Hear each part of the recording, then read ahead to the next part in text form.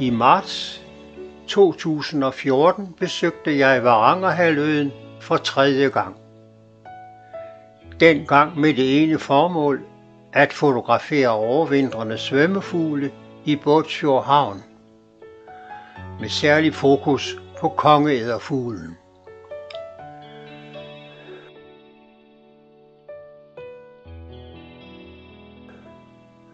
Båtsfjord by, der ligger i bunden af Båtsfjord ved Barentshavet, er en af Finnmarks største fiskerihavne med ca. 10.000 anløb om året.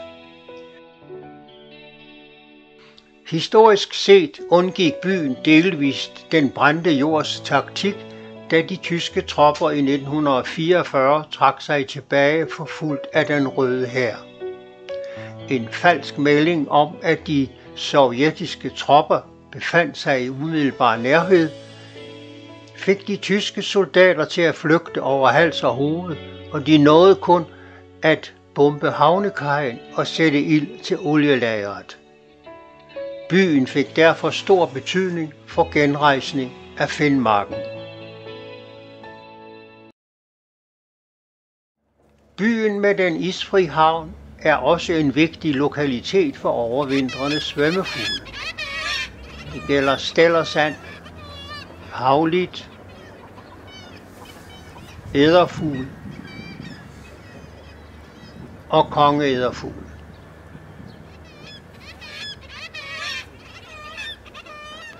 Og vil man fotografere dem, er havnen i Båtsfjord netop det rigtige valg. Her har Røgen Hansen Arctic Tourist gjort det muligt at komme tæt på de svømmende fugle.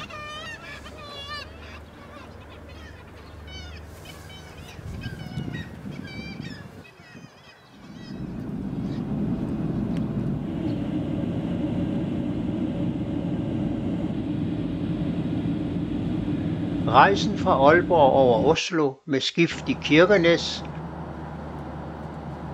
hvor selskabet Widerøe fortsætter til Båtsfjord, kan gøres på 10-11 timer. Der mellemlandes i Vadsø,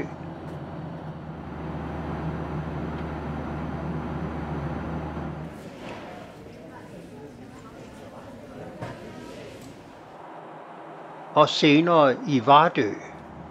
Og her flyver man over fuglefjeldet Hornøya. I Båtsfjord Lufthavn gøres der klar til landing.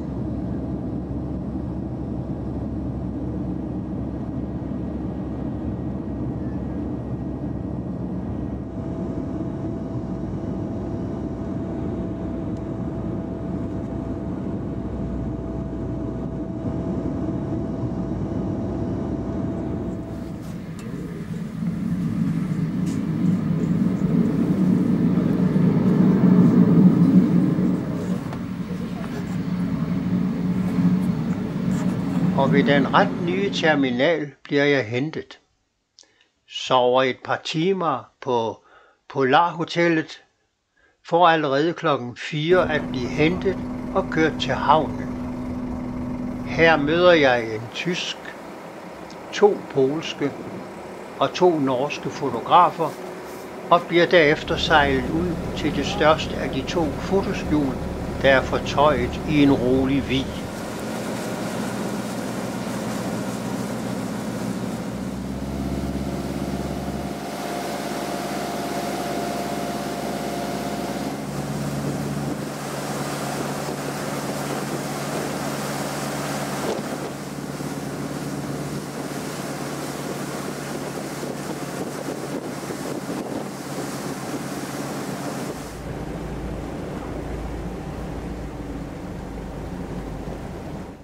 Her er der plads til 10 fotografer, der hver har sin luge placeret tæt ved vandspejlet til rådighed.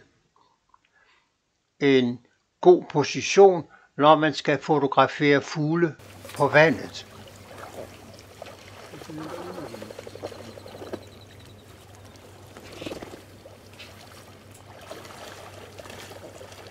Det var en heldig dag med rolige vindforhold og kun -3 grader.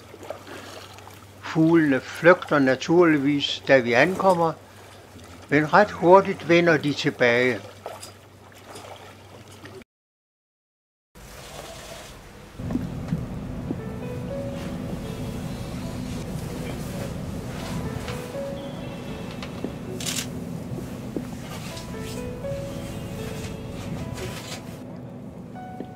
De første par timer ligger der et tæt skylag over havnen og fjellene bag os.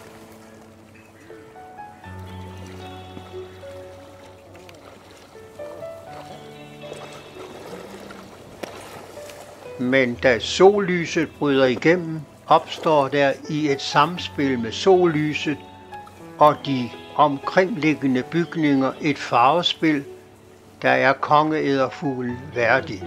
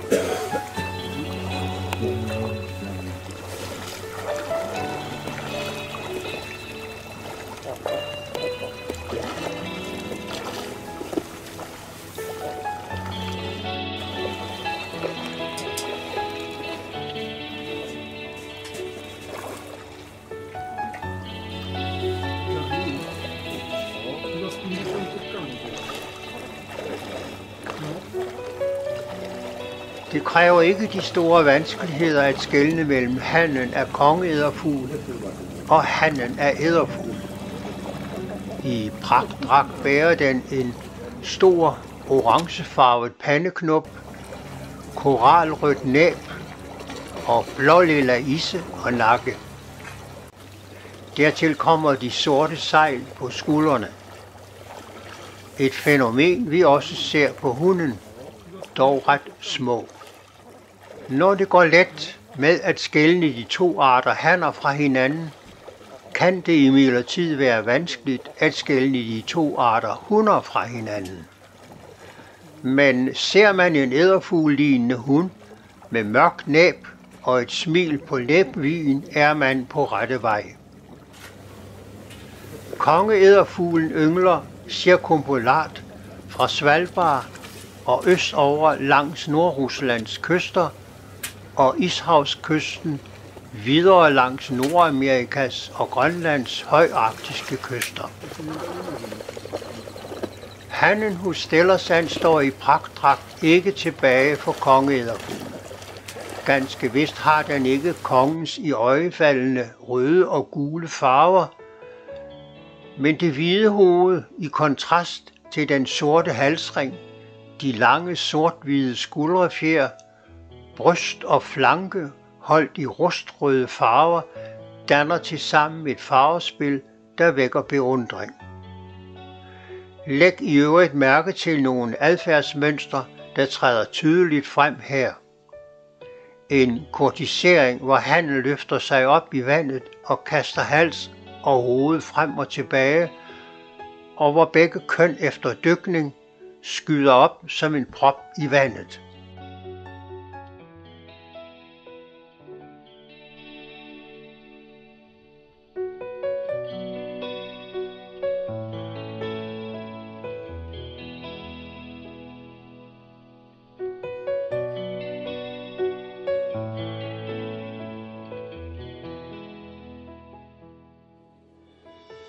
Havlitten er Nordens mindste dykand. Dragten varierer meget gennem årstiderne.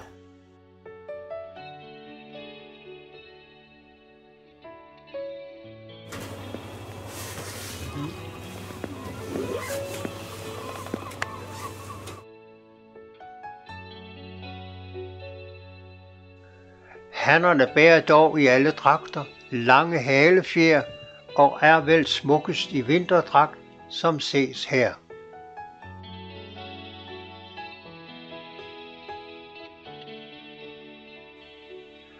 Havliden er den almindeligste dykand på verdensplan og er tillige den talrigste med en anslået bestand på op til 7 millioner individer. Arten er en meget almindelig vintergæst i den sydligste del af de indre danske farvande, men opholder sig primært langs til havs. Havliden yngler i arktiske områder på hele den nordlige halvkugle, både langs Ishavets kyster og især ved søer og elve inde i landet. Efter et par timers pause var vi igen klar til at gå i båd.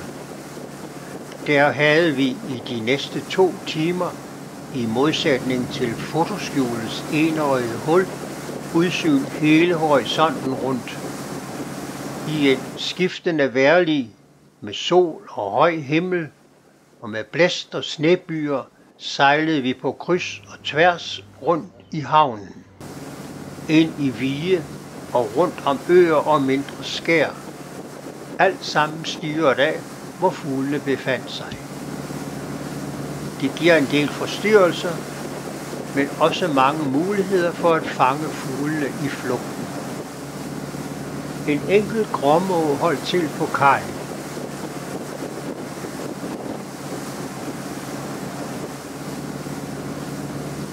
Og det var bemærkelsesværdigt, at overalt, hvor vi færdedes, gik der sortgrå ryler og fouragerede. Takket være Golfstrømmen og rylernes robusthed og evner til at fouragere på de overskyllede klipper, kan der selv i de mørke vintermåneder opholde sig tusindvis af sortgrå ryler i Nordvesteuropa.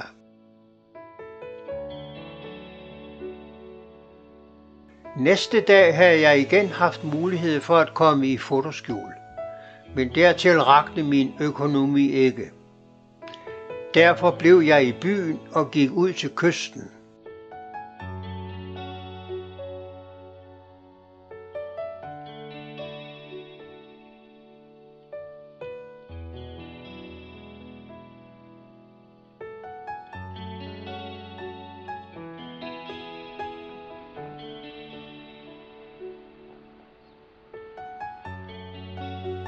Allerede her i marts var ridderne i gang med redebygning, og de sortgrå ryler kunne ses flere steder, hvor de fouragerede.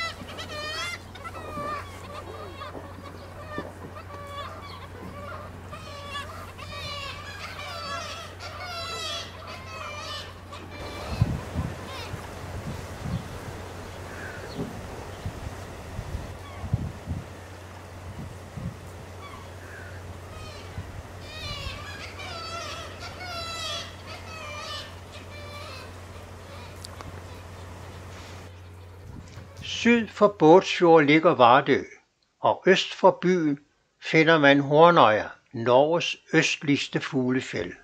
Og da vi nu alligevel er på disse kanter, vil det være oplagt at tage et smut derud for at genopleve turene i 2004 og 2009 med disse fotografier.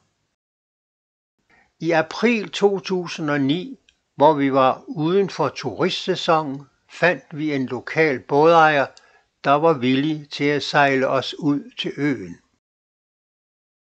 Dengang var der ingen nem adgang, bortset fra en jernlænke, hvormed vi halede os i land, og på land fandtes der blot et lille skur, der gjorde det ud for et primitivt toilet.